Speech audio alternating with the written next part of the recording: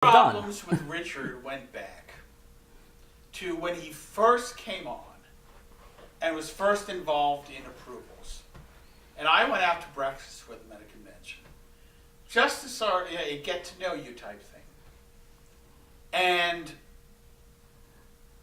I asked Richard what was to him the ideal comic book translations of Star Trek. And he said the Gold Key comics. And I started laughing. And then I realized he was serious.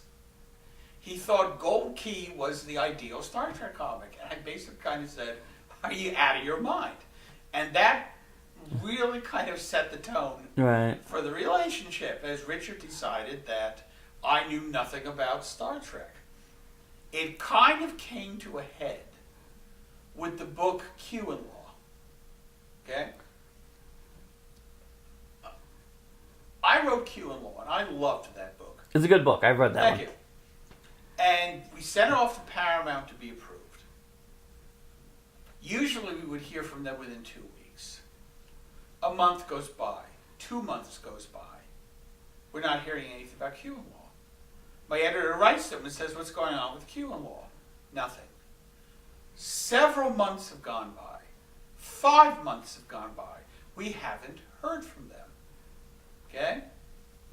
I'm getting a little bit fed up with this. It's now February. I turned the book in like September. It's now February. We have heard nothing. There's a Star Trek convention, a Creation Con, I think. I could be wrong about that. But it was a major Star Trek convention. And Richard's there. Okay? And I'm up on the audience entertaining the audience. And what I decide to do is I say to the audience, I'm going to do a reading for you from an upcoming novel of mine called Q and Law. And I describe it to them, and I read them the sequence where Worf is beating the living crap, where Lwaxana is beating the living crap out of Q. The sequence that ends with Riker saying, she's really beating the stuffing out of him. What should we do? And Worf says, sell tickets. You know, and the audience is roaring with laughter. Richard is in the back, fuming. As soon as he gets back, he sends a letter, faxes a letter. This is before email. He faxes a letter that says, Pocketbooks is to make sure that no author ever reads from a Star Trek novel that is not yet published at any convention. Furthermore, Q and Law is at this point rejected. It is an insult to Star Trek. The editor writes back and says, how is it an insult to Star Trek? No answer. No answer. It's now April. The book is supposed to come out in October. We don't have it approved. We have a cover, but it hasn't been typeset yet. And the editor is getting really worried if we're going to get this thing out on time. Now, there's a convention called Icon, okay? And Majel Barrett is going to be attending. And I say to the editor, send me a clean copy of the manuscript and the cover. I'm going to give it to Majel Barrett. I'm not going to tell her that Richard's giving us grief about it. I'm just going to say I would really like her to read it and tell me her thoughts on it in terms of how I'm treating Lwaxana Troi. It's not unprecedented. I talked to Marina Sirtis about how I was dealing with her character when I wrote Strike Zone. And he says, you realize if she doesn't like it, we're dead. And I said, we're dead anyway. We have nothing to lose. So she's in the dealer's room, and I come up to her. I introduce myself. I tell her nothing about Richard.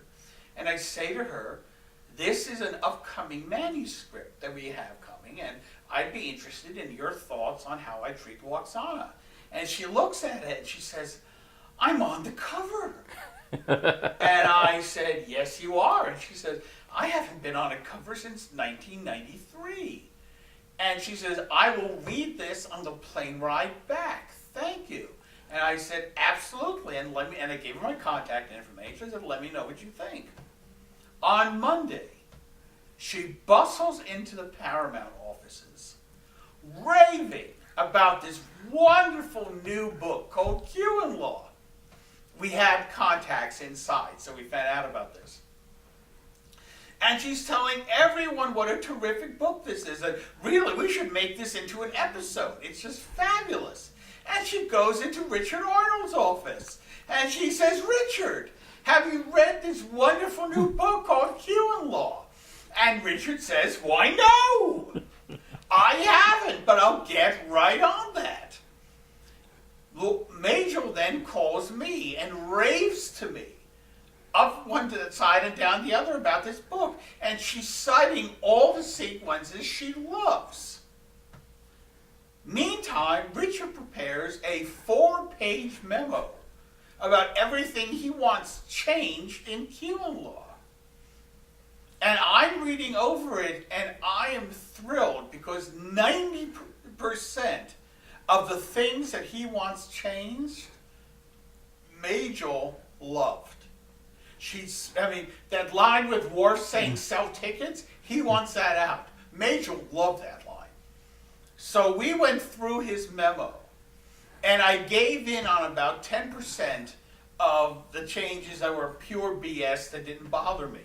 But 90% of the stuff, we would write back and go, ooh, no, Majel really loved that part. That's going to be staying in. And Q and Law was pretty much, to all intents and purposes, exactly what I wrote. And that, on the one hand, it was great that thanks to Majel, we finally got Q and Law in print.